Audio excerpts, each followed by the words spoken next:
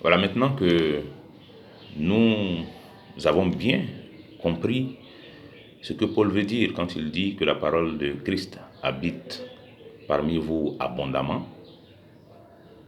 donc en tout temps et en tout lieu. La question qu'on est logiquement en droit de se poser, c'est comment on fait pour que la parole de Dieu habite parmi nous abondamment. Comment est-ce qu'on parvient à faire habiter la parole de Dieu abondamment parmi nous? Bien, je crois que si nous avons compris que faire habiter la parole de Christ parmi nous, c'est avoir cette parole dans la bouche, dans le cœur et dans les actes, il est clair que on comprendra immédiatement que aucune parole puisse être dans ma bouche. Déjà, il faut que je puisse la connaître.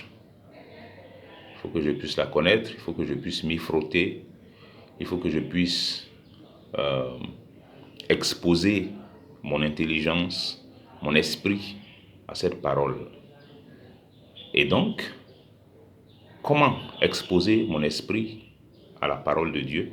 Bien, c'est tout simplement par la lecture régulière, la lecture fréquente de la parole de Dieu, la lecture fréquente de la Bible. Alors, quand je dis fréquente, c'est pour être en conformité avec le abondamment que Paul n'a pas manqué de préciser quand il a dit que la parole de Christ habite parmi vous abondamment. Il a dit abondamment. Donc, pour que ça soit abondant, il faut que le contact avec la Bible puisse être également abondant, donc fréquent. Il faut lire régulièrement les Écritures. Il faut lire la Bible. Bien-aimé, il faut lire la Bible. Je ne sais pas, on ne peut pas faire habiter la parole de Christ parmi nous abondamment si on n'est pas lecteur de la Bible. Si on ne connaît pas la Bible, on ne peut pas la faire habiter abondamment parmi nous. Mais ce que tu ne connais pas, comment tu peux le faire apparaître au milieu entre toi, dans tes rapports avec les gens? Comment tu peux? Je prends l'exemple de quelqu'un qui ne connaît rien de la Constitution de la Côte d'Ivoire. Et puis, chaque fois qu'il y a un débat, une discussion autour de questions qui vont dans ce sens, qui évoquent la Constitution, il veut intervenir là-dedans, il veut parler aussi. Mais il ne connaît pas la Constitution, il va dire quoi? Il ne peut pas. Il va se limiter à des désirs, à des vœux pieux, mais stériles, parce qu'il ne connaît pas la Constitution. Comment est-ce qu'il aurait pu avoir des propos relatifs à la Constitution qui lui permettraient donc d'apporter son grain de sel pour édifier la connaissance des autres participants à une telle discussion? Mais c'est en ayant au préalable lu la Constitution, en ayant pris connaissance du contenu de la Constitution, des dispositions de la Constitution. C'est à cette seule condition qu'une telle personne pourrait efficacement et abondamment apporter sa contribution à une discussion, apporter un éclairage à certaines personnes dans le cadre de discussions autour de la Constitution, initiée par d'autres personnes ou bien initiée par lui-même. Mais s'il n'a jamais lu la Constitution, ou alors s'il a lu de façon approximative, de façon hâtive, sans en saisir la profondeur au point de pouvoir l'expliquer à d'autres, aider d'autres personnes à la comprendre, comment est-ce qu'il pourrait le faire? Il ne peut pas. Mais le même principe est valable pour les Écritures. Quelqu'un qui ne lit pas la Bible, quelqu'un qui lit la Bible de façon sporadique, ça veut dire il a lu aujourd'hui, et quand on dit même qu'il a lu aujourd'hui, c'est 2-3 versets, et puis il a fermé la Bible, il est parti, pour se donner bonne conscience. La prochaine lecture qu'il va faire ou qu'elle va faire, c'est dans, dans le meilleur des cas, on va dire 3 mois.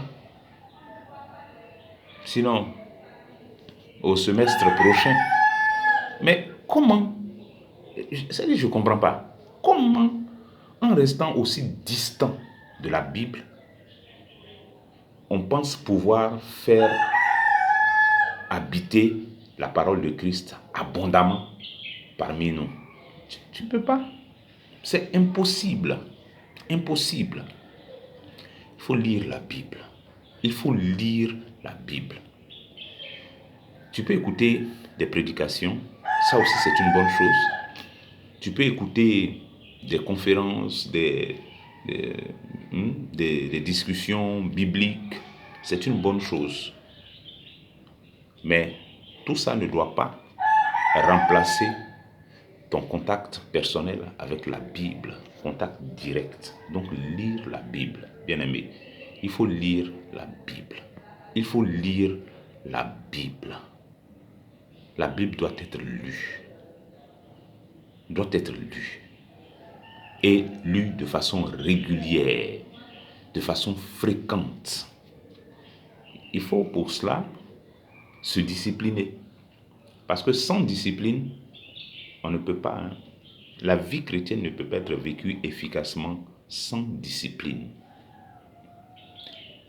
On peut vivre une certaine vie chrétienne sans discipline. Une certaine vie chrétienne sans discipline. C'est possible.